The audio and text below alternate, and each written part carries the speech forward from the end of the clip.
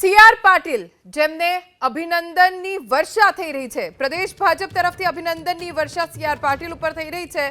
CR પાટીલને કેન્દ્રીય મંત્રીમંડળમાં સ્થાન મળ્યું છે। આજે સાંજે તેઓ મંત્રી તરીકેની શપથ ગ્રહણ કરવાના છે। ત્યારે હર્ષ સંઘવી, મુકેશ પટેલ, ભરત બોગરા, યજ્ઞેશ દવેએ શુભેચ્છા પાઠવી। સુરત અને દક્ષિણ ગુજરાતના સાંસદોએ શુભેચ્છા પાઠવી છે। કુંવરજી હળપતિ, સંદીપ દેસાઈ સહિતના નેતાઓ દિલ્હી પહોંચ્યા। સંગીતા પાટીલ, મનુ પટેલ, પરેશ પટેલ, સુરત શહેર ભાજપના પ્રમુખ મહામંત્રી, પૂર્વ કેન્દ્રીય મંત્રી દર્શનાબેન જરદોશે પણ સીઆર પાટીલને શુભેચ્છા આપી।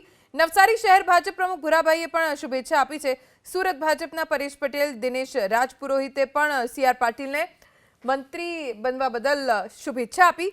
ગુજરાતમાં સૌથી વધુ લીડથી જીત્યા છે સીઆર પાટીલ। સતત ચોથી વાર નવસારીથી સાંસદ બન્યા છે। ગુજરાત વિધાનસભામાં ભાજપ માટે વિક્રમી પરિણામ લાવવાનું જો કોઈને શ્રેય જાય છે તો એ સીઆર પાટીલ છે। 156 બેઠકો, જે રેકોર્ડ બ્રેક અત્યારની સર્વાધિક બેઠકો છે વિધાનસભાની, એ જીતવાનો શ્રેય ભારતીય જનતા પાર્ટીના નામે કોઈના કારણે થયો હોય તો એ સીઆર પાટીલ છે। સતત ચોથી વખત તેઓ નવસારીના સાંસદ પદે ચૂંટાઈ આવ્યા છે। સૌથી વધારે લીડ ગુજરાતમાં કોઈને હાંસલ થઈ હોય સાંસદ તરીકેની તો એ સીઆર પાટીલ છે। અને આજે સાંજે 7:15 વાગે તેઓ મંત્રીપદના શપથ ગ્રહણ કરવાના છે। હર્ષ સંઘવી સહિત દક્ષિણ ગુજરાતના નેતાઓ, પૂર્વ કેન્દ્રીય મંત્રી દર્શનાબેન જરદોશને પણ આપ જોઈ રહ્યા છો, જેમણે સીઆર પાટીલને શુભેચ્છા પાઠવી। યજ્ઞેશ દવે, સંગીતા પાટીલ, મનુ પટેલ, પરેશ પટેલ, કુંવરજી હળપતિ, સંદીપ દેસાઈ, ભરત બોગરા, જેમણે સીઆર પાટીલને શુભેચ્છા આપી છે મંત્રી બનવા બદલ।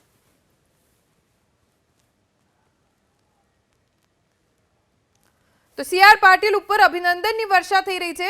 કોઈ કેમ કે આજે સાંજે શપથ ગ્રહણ સમારોહ છે એટલે ભારતીય જનતા પાર્ટીના ગુજરાતના મોટાભાગના નેતાઓ, પદાધિકારીઓ અત્યારે દિલ્હીમાં છે। ત્યારે સીઆર પાટીલ સાથે નેતાઓએ ફોટો ખેંચાવી અને અભિનંદન આપ્યા છે। અમારા એડિટર રોનક પટેલ અત્યારે જોડાઈ ગયા છે। જી રોનક। ધ્વની, કેમ કે સીઆર પાટીલ સતત ચોથી વાર અને એ પણ નવસારી લોકસભા બેઠકથી વિક્રમી લીડથી જીત્યા ત્યારથી જ આ ચર્ચા હતી કે સીઆર પાટીલને કેન્દ્રીય મંત્રીમંડળમાં સામેલ કરવામાં આવશે અને એ જ કારણ રહ્યું હતું કે ગઈકાલથી સુરત અને નવસારી ભારતીય જનતા પક્ષના અનેક નેતાઓ દિલ્હી પહોંચી ચૂક્યા હતા અને પ્રદેશના પણ અનેક નેતાઓ દિલ્હી પહોંચ્યા હતા। સ્વાભાવિક રીતે સુરત ભાજપના પ્રમુખ નિરંજન જાજમેરા પણ નજરે પડે છે। સંગઠનના સુરત શહેર સંગઠનના નેતાઓ છે, દિનેશ રાજપુરોહિત પણ પહોંચેલા છે। પરેશ પટેલ સીઆર પાટીલના નિકટતમ સાથી છે એ પણ છે। સુરતના મેયર પણ ત્યાં પહોંચ્યા છે। એટલું જ નહીં, દર્શનાબેન જરદોશ કે જેઓ સુરતના સાંસદ રહી ચૂક્યા છે અને રેલ રાજમંત્રી અને ટેક્સટાઇલ રાજમંત્રી રહી ચૂક્યા છે, એમને પણ સીઆર પાટીલને શુભેચ્છા પાઠવી છે।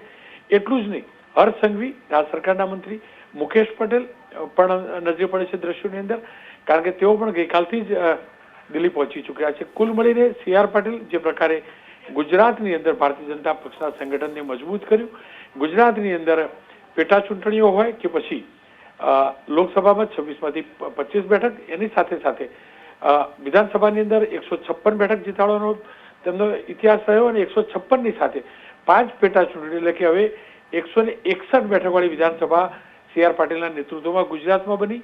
એટલું જ નહીં, સીઆર પાટીલે હંમેશ દક્ષિણ ગુજરાતની અંદર ખાસ કરીને સુરત અને નવસારી લોકસભા સહિત અને વલસાડ હોય કે ભરૂચ, આ તમામ બેઠકોની અંદર હંમેશ પ્રચંડ પરિશ્રમ કર્યો છે અને એ જ કારણ રહ્યું છે કે દક્ષિણ ગુજરાત સતત છેલ્લા 1.5-2 દશકથી ભારતીય જનતા પક્ષનો મજબૂત ગઢ બન્યો અને એ રીતે ગુજરાત પણ વધુ મજબૂતાઈથી આગળ વધતું રહ્યું। એ જ કારણ છે કે સીઆર પાટીલને કેન્દ્રીય કેબિનેટમાં સમાવેશ કરવાથી તમામ નેતાઓમાં ખુશાલી છે।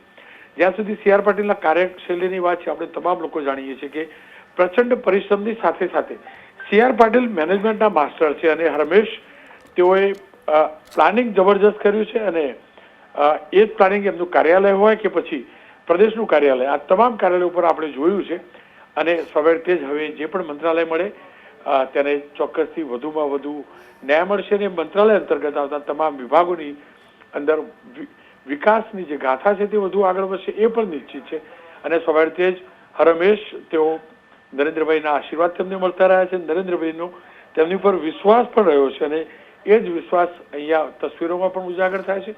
આજે પીએમ હાઉસમાં જે બેઠક હતી તેમાં પણ તેમને મંત્રીના શપથ લેવાના નાતે તેમને પણ આમંત્રણ હતું, આપણે દ્રશ્યો પણ જોઈ શકીએ છીએ।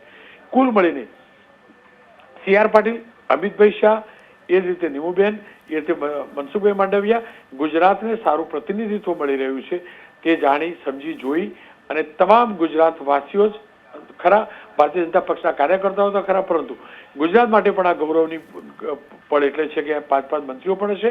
એની સાથે સાથે ખુદ પ્રધાનમંત્રી ગુજરાતના નાગરિક છે, ગુજરાતના વતની છે.